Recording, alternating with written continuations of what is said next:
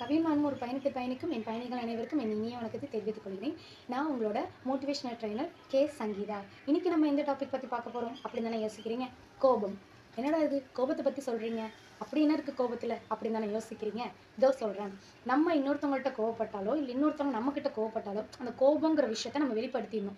அது அடுத்த நிமிஷம் சாரி நான் தெரியாமல் கோவப்பட்டுட்டேன் நீ மன்னிச்சுக்கோ அப்படின்னு சொல்கிறதுக்கு அது நகர்த்தி செல்லும் அந்த ஒரு ரிலேஷன்ஷிப்பை கண்டினியூ பண்ணுறதுக்கு.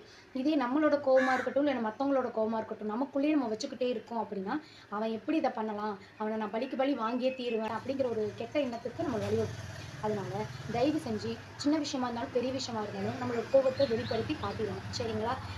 இன்னொரு முக்கியமான விஷயம், நான் கோவப்பட்டாலும் நீங்கள் கோவப்பட்டாலும் முதல்ல நம்ம சரியான விஷயத்துக்கு தான் கோவப்படுறோமா தப்பான விஷயத்துக்கு கோவப்படுறோம்னு கொஞ்சம் சிந்திச்சு செயல்படுங்க, நல்லதே நடக்கும். இந்த வீடியோ உங்களுக்கு பிடிச்சிருந்துச்சுன்னா லைக் பண்ணுங்கள், ஷேர் பண்ணுங்கள், கமெண்ட் பண்ணுங்கள். மறக்காம கவியும் ஒரு பயணங்கிற சப்ஸ்கிரைப் பட்டனை கிளிக் பண்ணிட்டு பெல் ஐக்கானே கிளிக் பண்ணிட்டீங்கன்னா என்னோட வீடியோஸ் எல்லாமே உங்களுக்கு கண்டினியூஸாக வரும், உங்களுக்கு ரொம்ப யூஸ்ஃபுல்லாக இருக்கும். நன்றி, வணக்கம்.